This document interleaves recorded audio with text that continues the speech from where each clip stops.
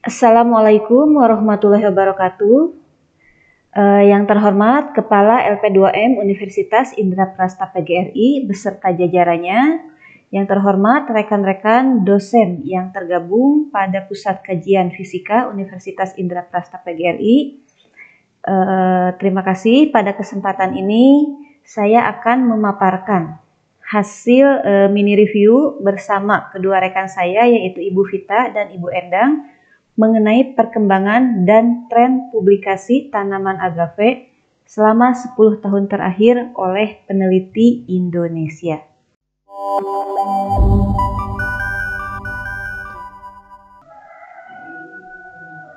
Sebagai pendahuluan, yaitu kita tahu ya bahwa Scopus merupakan salah satu database atau pusat data sitasi atau literatur ilmiah yang dimiliki oleh penerbit terkemuka di dunia. Ya, si Scopus ini selain menampilkan karya ilmiah, Scopus juga menyajikan data hak paten dari berbagai penelitian di dunia. Bahkan kita semua tahu Scopus juga menyediakan layanan untuk menilai suatu jurnal berdampak signifikan ataukah tidak. Nah, kita sekarang di Indonesia juga punya ya suatu portal yang berisi tentang pengukuran kinerja ilmu pengetahuan dan teknologi. Nah, bentuk kinerjanya berupa kinerja peneliti atau penulis, kinerja jurnal, atau kinerja institusinya, yaitu yang disebut dengan SINTA. Nah, menurut Ahmar pada tahun 2018 menyampaikan bahwa artikel yang dipublikasikan pada jurnal terindeks Scopus dan atau terakreditasi SINTA itu dapat menjadi syarat dalam mengurus kenaikan jabatan akademik. Oleh karena itu, para peneliti dan penulis di Indonesia berlomba-lomba ya supaya karya ilmiahnya dapat diterbitkan pada jurnal terindeks Scopus dan atau SINTA. Tujuan utama dari ulasan ini yaitu untuk mengkonsolidasikan pengetahuan tentang publikasi artikel mengenai tanaman agave yang ditulis oleh orang Indonesia, yaitu dari tahun 2011 hingga 2020 dan dipublikasikan pada jurnal terindeks Scopus atau terakreditasi SINTA. Sebagai tinjauan pustakanya ya, di sini saya menyajikan gambar yang terdiri dari beberapa jenis tanaman agave. Nah, disebutkan oleh Sidana bahwa ya spesies atau genus agave ini terdapat lebih dari 400 spesies dengan keberadaan geografisnya itu di daerah tropis dan juga subtropis ya, di berbagai belahan bumi, termasuk salah satunya yaitu di Indonesia. Oleh karena itu, tanaman ini juga dikenal luas oleh masyarakat Indonesia. Tanaman agave ini juga dapat dimanfaatkan untuk berbagai bidang, misalnya dalam bidang industri, kesehatan, atau bahkan dalam peralatan rumah tangga. Nah, sebagian besar bagian yang menarik perhatian para peneliti itu yang dimanfaatkan yaitu pada bagian seratnya. Makanya para peneliti itu kebanyakan menganalisis kekuatan mekanik dari serat tanaman agave ini. Nah, urgensi penelitiannya bahwa ulasan ini menjelaskan suatu peluang perkembangan pemanfaatan tanaman agave berdasarkan hasil penelitian para penulis di Indonesia. Ulasan ini penting untuk dilakukan karena memang belum pernah ada artikel yang menuliskan sebelumnya. Ulasan ini memberikan perspektif penelitian tentang prospek tanaman agave di Indonesia, termasuk para penulis, jurnal yang dapat diikuti dalam studi di masa yang akan datangnya. Dan kekuatan asosiasi para penulis dengan penulis lain ini akan nantinya berpotensi juga menunjukkan rekan kerja atau minat penelitian bersama dan studi kolaboratif yang baik tentang topik ini. Nah, metode penelitian yang digunakan yaitu dalam bentuk pencarian data menggunakan ini search engine Google Scholar, dan Scopus dengan kata kunci yang dipilih yaitu agave, serat agave, dan agave di Indonesia. Kemudian semua artikel yang ditulis oleh penulis orang Indonesia tersebut dikumpulkan dan dikelompokkan untuk dianalisis. Beberapa parameter yang dianalisis yaitu seperti yang tersaji di sini ya. Di antaranya berapa banyak artikel yang terbit pada jurnal terindeks Scopus, yang terbit pada jurnal terakreditasi Sinta, atau artikel yang terbit pada jurnal yang tidak terindeks Scopus ataupun tidak terakreditasi Sinta. Serta dianalisis juga ya 10 jurnal teratas yang menerbitkan artikel tentang agave, atau 10 penulis yang ada di posisi penulis pertama, dan seterusnya ya, seperti yang tersaji di sini. Sampai tren publikasinya juga dianalisis. Jadi para peneliti di Indonesia itu lebih banyak menganalisis bagian apa secara bagian yang ditelitinya itu. Nah, semua jenis artikel dicari untuk semua bahasa ya. Dan Excel ini dipilih atau digunakan untuk membuat database, menganalisis data, dan memvisualkan datanya. Itu metode penelitiannya. Nah, hasil dan pembahasannya di sini dari segi publikasi artikel, ternyata ya dalam 10 tahun terakhir tadi, yaitu dari 2011 hingga 2020, hanya terdapat 33 artikel dengan tema agave ini ya, yang dipublikasikan oleh para penulis dari Indonesia. Kalau kita lihat di sini gambar jumlah publikasi agave tiap tahunnya dari tahun 2011 hingga 2020, rata-ratanya ini masih kurang dari 7 ya. Bahkan rata-rata keseluruhan pun kurang dari 5. Akan tetapi di sini ada suatu titik pencerahan karena secara tren lainnya ini mengalami kecenderungan meningkat. Meskipun di sini ada masih naik turun, tapi dari 2016 hingga 2020 itu cenderung mengalami kenaikan. Nah, bahkan kalau kita lihat di sini di 2011 hanya 1 data publikasi. Kemudian pada tahun 2020 ini ada 6 data publikasi. Artinya mengalami 6 kali lipat ya selama 10 tahun terakhir ini.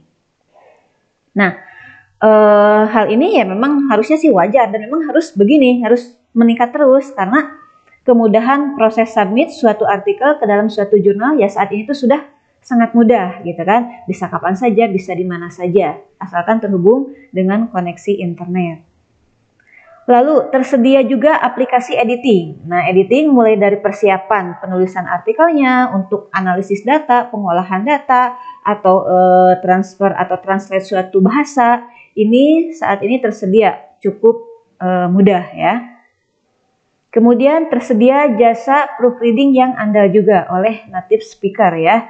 Ini juga akan membantu ya istilahnya itu kualitas artikelnya jadi lebih baik dari segi tata bahasanya. Dan dari pihak jurnal itu sendiri proses reviewnya saat ini sudah cukup cepat, apalagi kalau ya katakanlah jurnal-jurnalnya yang notabene tanda petik katakanlah bagus gitu kan, mereka itu ya sudah fokus kerjanya, jadi proses reviewnya juga cukup cepat. Nah, di sini tersaji suatu tabel yang menunjukkan artikel yang diterbitkan dalam jurnal terindeks Scopus. Ternyata dari 33 artikel yang saya dapatkan hanya 2 artikel saja ya yang berhasil publikasi di jurnal yang terindeks Scopus. Yaitu dari 33 hanya 6,06%-nya. Kenapa ya?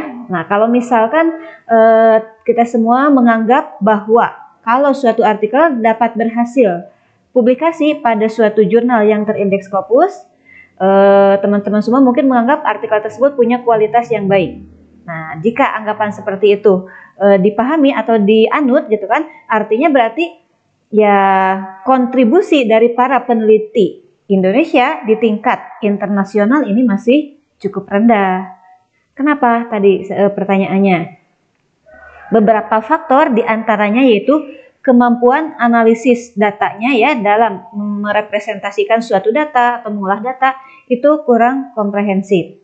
Sehingga banyak penolakan-penolakan dari jurnal terindeks Scopus saat kita submit ya di jurnal terindeks Scopus tersebut.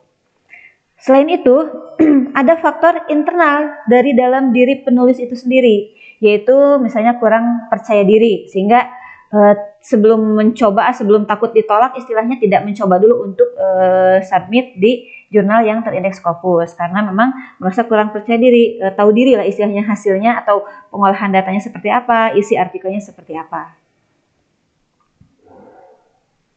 Kemudian tabel berikutnya yaitu artikel yang diterbitkan dalam jurnal yang terakreditasi Sinta. Ya, di sini ada lebih tinggi ya, yaitu 8 artikel, lebih tinggi maksudnya dari jurnal yang tadi terbit pada Scopus. Nah, lebih tinggi dengan ranking yang paling tinggi pun di sini hanya sampai S2 ya. Sampai saat ini belum ada yang publikasi di jurnal terakreditasi Sinta 1. Nah, 8 ini yaitu persentasenya 24,24% dari seluruh artikel yang diterbitkan oleh penulis di Indonesia atau orang Indonesia ya. Nah, sisanya ini adalah artikel yang diterbitkan dalam jurnal yang tidak terindeks Scopus dan juga pada jurnal yang tidak terakreditasi oleh Sinta, yaitu 69,70%. Ini sisanya ya, ya cukup banyak, paling banyak ini. Nah, kalau kita lihat distribusi terbanyaknya yaitu tahun terakhir ini, tahun 2020. Artinya ini sudah yang mengalami kemajuan lah istilahnya, sudah mengalami perkembangan, penelitinya sudah bertambah.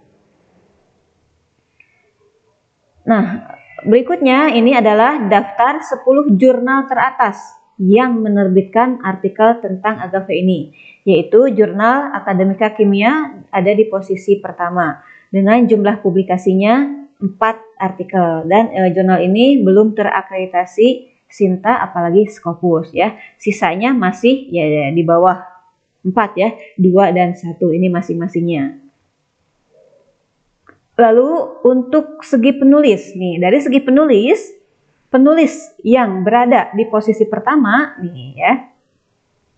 Di antaranya di sini masing-masing ada 2 publikasi, yaitu 4 orang yang saya tandai warna merah ini. Ini berada di posisi penulis pertama. Sementara yang berada di semua posisi, artinya baik di posisi pertama ataupun posisi yang lainnya, ini tersaji pada tabel berikut, yaitu dengan jumlah 4 publikasi. Dengan investigatornya yaitu Ibu Siti Nuryanti ya, Siti Nuryanti dari Pendidikan Kimia Universitas Tadulako. Oke, jadi paling banyak pun berarti ini se-Indonesia, artinya hanya 4 publikasi.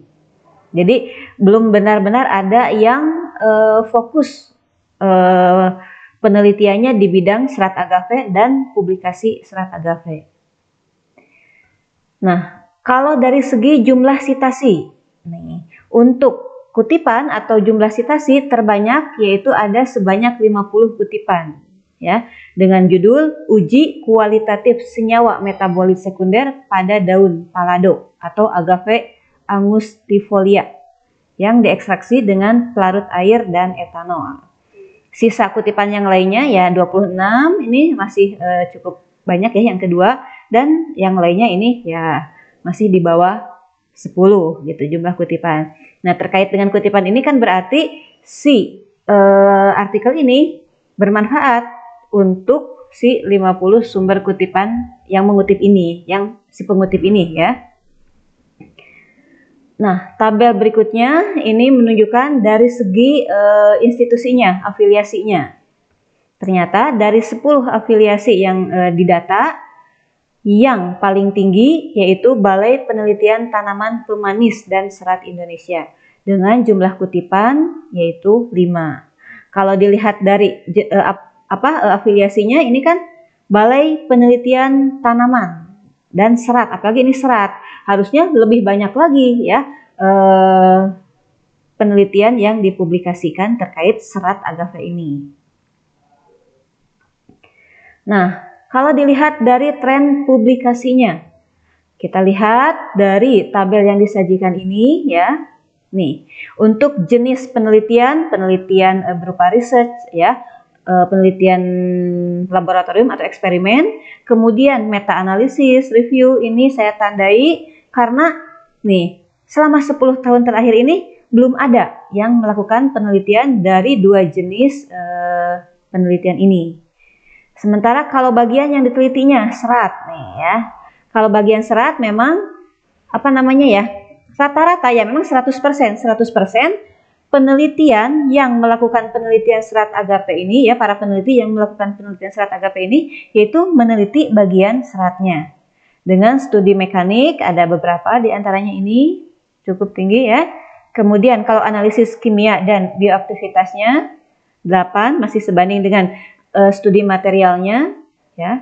Sementara kalau dari segi budidaya atau cara pemeliharaan tanamannya ini juga masih rendah dan baru ada di tahun-tahun terakhir yaitu 2017 belum ada, malah ini yang ada tuh berapa nih? Yang satu di tahun 2017 ya, 2018 yang tidak ada, 2019 ada dan 2020 ada. Jadi baru tahun-tahun terakhir ini aja yang sudah mulai meneliti cara pemeliharaan dan juga budidayanya. Nah, kesimpulannya berdasarkan data penelitian mengenai tanaman agave yang sudah dipublikasikan oleh para penulis orang Indonesia selama 10 tahun terakhir ini bahwa para peneliti di Indonesia masih harus meningkatkan publikasinya ya, baik pada jurnal internasional terindeks Scopus ataupun jurnal nasional terakreditasi SINTA.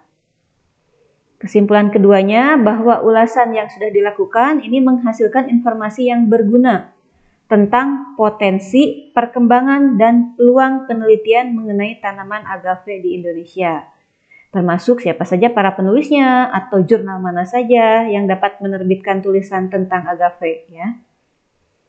Terus ketiganya, kekuatan asosiasi para penulis dengan penulis lain ini berpotensi menunjukkan rekan kerja, minat penelitian bersama, dan studi kolaboratif yang baik tentang topik ini. Nah, tadi yang sudah disajikan dari nama-nama para penulis, dari judul tulisan atau diterbitkan di jurnal mana, ini secara asosiasinya ya itu saja gitu kan. Jadi ini kekuatan asosiasi inilah nanti ini penting untuk kolaborasi di masa yang akan datang. Dan kesimpulan terakhirnya bahwa para peneliti tanaman agave harus mengembangkan ide penelitiannya. Dari tabel yang terakhir tadi, karena 100% penelitiannya itu fokus pada bagian serat. Oleh karena itu, ini kedepannya harus dikembangkan lagi, bukan hanya pada bagian serat. Mungkin bisa pada bagian yang lainnya ya. Dan menemukan hal-hal baru tidak hanya dalam hal pemanfaatan seratnya. Oke, itu kira-kira yang bisa saya sampaikan. Terima kasih atas perhatiannya. Mohon maaf jika ada kata-kata yang kurang berkenan. Saya akhiri. Assalamualaikum warahmatullahi wabarakatuh.